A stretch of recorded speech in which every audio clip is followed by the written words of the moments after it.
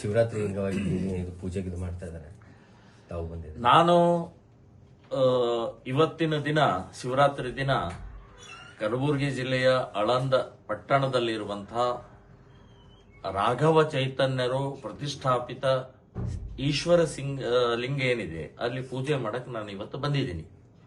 ಈಗಾಗಲೇ ಕೋರ್ಟು 15 ಜನರಿಗೆ ಅಲೌ ಮಾಡಿದೆ. ಸೊ 15 ಜನರಲ್ಲಿ ನಾನು ಒಬ್ಬನು ಕೂಡ ಅಲ್ಲಿ ಪೂಜೆ ಮಾಡಕ್ ಹೋಗ್ತಾ ಇದ್ದೀನಿ. ಅಲ್ಲಿ ಯಾವುದೇ ರೀತಿಯ ಸಭೆ ಸಮಾರಂಭ ರ್ಯಾಲಿ ಇಲ್ಲ, ಪೂಜೆ ಮಾಡೋದು, ನಾವು ಮತ್ತೆ ವಾಪಸ್ ಬರ್ತಾ ಇದ್ದೀನಿ. ಸೊ ಇಲ್ಲಿ ಗದ್ದಲ ಗೊಂದಲ ಇಲ್ಲ. ಇದು ಒಂದು. ಇನ್ನು ಪೂಜ್ಯ ಸ್ವಾಮೀಜಿಯವರಿಗೆ ವಕ್ಫ್ ಬೋರ್ಡಿನ ಟ್ರಿಬ್ಯುನಲ್ ಅವರು ಬರಬಾರ್ದು ಅನ್ನುವಂಥದ್ದು ಬ್ಯಾನ್ ಮಾಡಿದ್ದಾರೆ. ಅವ್ರು ಬರಬಾರ್ದು ಅಂತನ್ನುವಂಥ ನಾ ಹೇಳೋದು, ವಕ್ಫ್ ಬೋರ್ಡ್ ಟ್ರಿಬ್ಯುನಲ್ ಇವ್ರು ಯಾರು? ವಕ್ಫ್ ಬೋರ್ಡ್ ಟ್ರಿಬ್ಯುನಲ್ ಇರೋದು ನಿಮ್ಮ ವಕ್ಫಿನ ಸಂಬಂಧಪಟ್ಟಂತ ಇಸ್ಲಾಮಿಗೆ ಸಂಬಂಧಪಟ್ಟಂತ ಕೋರ್ಟ್ ಅದು.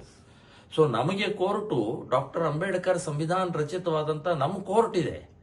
ಅಲ್ಲಿ ನಾವು ಅವ್ರು ಬ್ಯಾನ್ ಮಾಡಿದ್ರೆ ಇದನ್ನ ಒಪ್ಕೊಳ್ತೀವಿ. ಇದನ್ನ ನಾವು ಒಪ್ಕೊಳ್ಳಲ್ಲ. ನಾನು ಸ್ವಾಮೀಜಿಗೂ ಕನ್ವಿನ್ಸ್ ಮಾಡಿ ಅವರು ಬರೋ ಹಾಗೆ ನಾನು ಪೂಜೆ ಮಾಡೋಕೆ ಅವಕಾಶ ಮಾಡಿಕೊಡ್ಬೇಕು ಅಂತನ್ನುವಂಥದ್ದು ಕೂಡ ನಾನು ಜಿಲ್ಲಾ ಆಡಳಿತಕ್ಕೆ ನಾನು ವಿನಂತಿ ಮಾಡ್ತಾ ಇದ್ದೀನಿ.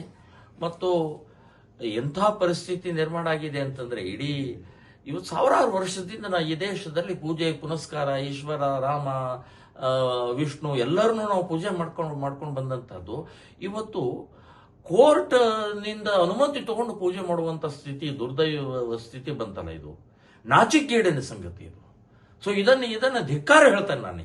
ಈ ವ್ಯವಸ್ಥೆಯನ್ನ ನಾನು ಬದಲಾವಣೆ ಮಾಡೋಗೋಸ್ಕರನೇ ನಾವು ಹೋರಾಟ ಮಾಡ್ತಾ ಇದ್ದೀವಿ. ವಕ್ಫ್ ಬೋರ್ಡ್ ಯಾವಾಗ ಬಂತು? ವಕ್ಫ್ ಬೋರ್ಡ್ ಬಂದಿದ್ದು ನೆಹರು ಪೀರಿಯಡ್ ನಲ್ಲಿ ಪ್ರಾರಂಭ ಆದದ್ದು.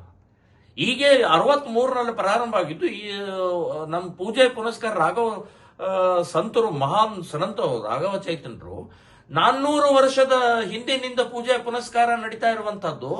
ವಕ್ಫ್ ಬೋರ್ಡ್ ಯಾವಾಗ ಬಂತಿದ್ದು? ಸೊ ಇವರು ಆಕ್ರಮಣ ಮಾಡ್ಕೊಂಡಿದ್ದಾರೆ. ಇಲ್ಲಿವರೆಗೆ ಈ ಕರ್ನಾಟಕದಲ್ಲಿ ರೈತರನ್ನು ಒಕ್ಕಲೆಬ್ಬಿಸಂತ ವಕ್ಫ್ ಬೋರ್ಡ್ ಇದು.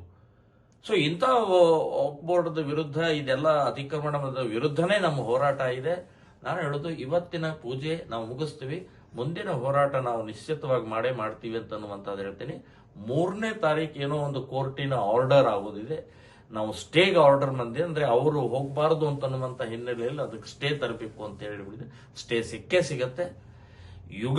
ಬರುವಂತಹ ಯುಗಾದಿಗೆ ಪೂಜ್ಯ ಸ್ವಾಮೀಜಿಯವರ ನೇತೃತ್ವದಲ್ಲಿ ಮತ್ತೆ ನಾವು ಪೂಜೆ ಮಾಡ್ತೀವಿ ಅಂತನ್ನುವಂಥದ್ದು ನಿಮ್ಮ ಎದುರುಗಡೆ ನಾವು ಪ್ರಕಟ ಮಾಡ್ತೀವಿ. ಪ್ರತಿ ಸರ್ತಿ ಶಿವರಾತ್ರಿ ದಿನ ಪೂಜೆ ಮಾಡ್ಕೊಂಡು ಸೀಮಿತವಾಗಿರ್ಬೇಕಾಗಿತ್ತು ಅಂತ ಹೇಳಿ ಈ ವಿಚಾರದಾಗ ತಾವೇ ಹೇಳ್ದಂಗೆ ನಿಮ್ಮ ಅಂಬೇಡ್ಕರ್ ಸಂವಿಧಾನದ ಅನುಗುಣವಾಗಿರಂತಹ ನ್ಯಾಯಾಲಯವೇ ಆಂದೋಲ ಸ್ವಾಮಿಯವರನ್ನ ಹೊರಗಿಟ್ಟು ಪೂಜೆಗೆ 15 ಜನರಿಗೆ ಅವಕಾಶ ಕೊಟ್ಟಿದೆ. ನೀವು ಹೇಳ್ತಿದ್ರಿ ನಾನು ಆಂದೋಲ ಸ್ವಾಮಿಯವರನ್ನ ಕರ್ಕೊಂಡು ಹೋಗ್ತೀನಿ ಅಂತ ಹೇಳ್ತಿದ್ರಿ. ಇದು ಸಂಘರ್ಷಕ್ಕೆ ಕಾರಣ ಆಗೋದಿಲ್ವಾ? ಇದು ನಮ್ಮ ಸಂವಿಧಾನಬದ್ಧವಾದಂತಹ ಕೋರ್ಟಿನ ಆದೇಶಕ್ಕೆ ಧಿಕ್ಕರಿಸದಂಗೆ ಆಗೋದಿಲ್ವಾ? ತಾವು ಈಗ ನಮ್ಮ ಕೋರ್ಟ್ ನಲ್ಲಿ ನಡೀತಾ ಇದೆಯಾ? ಹೌದು, ಕಲಬುರಗಿ ಹೈಕೋರ್ಟ್ ಆದೇಶ ಕೊಟ್ಟಿದೆ ಆಂದೋಲ ಸ್ವಾಮಿಯವರನ್ನ ಹೊರತುಪಡಿಸಿ 15 ಜನ ಹೋಗ್ಬೇಕು ಅಂತ. ನೀವು ಹೇಳ್ತಿದ್ರಿ ಆಂದೋಲ ಸ್ವಾಮಿಯವರನ್ನ ಕರ್ಕೊಂಡು ಹೋಗ್ತೀನಿ ಅಂತ. ಇದು ಆಗೋದಿಲ್ವಾ ಅಂತ ನಾನು ಅಲ್ಲ, ಈಗ ಕರೆಕ್ಟ್ ನೀವು ಹೇಳಿದ್ದು. ಟ್ರಿಬ್ಯುನಲ್ ಹೀಗೆ ಹೇಳಿದೆ, ಅದಕ್ಕೆ ಅವ್ರು ಹೋಗಬಾರ್ದು ಅಂತ ಮೆನ್ಷನ್ ಹೈಕೋರ್ಟ್ ಆದೇಶ. ಹೈಕೋರ್ಟ್ ಆದೇಶ ನೀವು ಪಾಲಿಸಲಿಲ್ಲ ಅನ್ನೋದಾದ್ರೆ ಇಲ್ಲ ನಾನು ಹೇಳ್ತೇನೆ ನಿಮಗೆ, ನೀವು ಹೇಳಿದ್ ಸರಿ ಇದೆ, ಕನ್ವಿನ್ಸ್ ಮಾಡ್ತೇನೆ. ಹೀಗಿದೆ ಅಂತ ಅನ್ನುವಂಥದ್ದು ಪೂಜ್ಯ ಸ್ವಾಮೀಜಿಯವರಿಗೆ ಮತ್ತು SP DC ಅವರಿಗೆ ಕನ್ವಿನ್ಸ್ ಮಾಡ್ತೇನೆ. ಹೈಕೋರ್ಟ್ ಅಲ್ಲೇ ಕನ್ವಿನ್ಸ್ ತಗೊಳಕ್ಕಾಗಿಲ್ಲ. ಈಗ ಹೈಕೋರ್ಟ್ ಆದೇಶದ ನಂತರ ಇಲ್ಲ ಕನ್ವಿನ್ಸ್ ಆಯ್ತು. ಈಗ ನಮಗೆ ಕನ್ವಿನ್ಸ್ ಮಾಡಿ ಪ್ರಯತ್ನವನ್ನು ಮಾಡ್ತೀವಿ. ನಾವೇನ್ ದೊಡ್ಡ ಅಲ್ಲಿ ಹೋಗಿ ಬಾಂಬ್ ಹಾಕ್ತಾ ಇಲ್ಲ, ಏನು ಇದು ಮಾಡ್ತಾ ಇಲ್ಲ. ಹೋಗಿ ಪೂಜೆ ಮಾಡಿ ಹೂವು ಇಟ್ಟು ಬರುವಂತದ್ದು ಇದೆ, ನಮಗೆ ಅವಕಾಶ ಮಾಡಿಕೊಡಿ ಅಂತ ಅನ್ನುವಂಥದ್ದು ಕನ್ವಿನ್ಸ್ ಮಾಡಿ. ಇಲ್ಲ ಅಂದ್ರೆ ಇಲ್ಲ. 3ನೇ ತಾರೀಕು ಆರ್ಡರ್ ಇದೆ. ಸ್ಟೇ ಸಿಕ್ಕ ಮೇಲೆ ಯುಗಾದಿಗೆ ಹೋಗ್ತೀವಿ.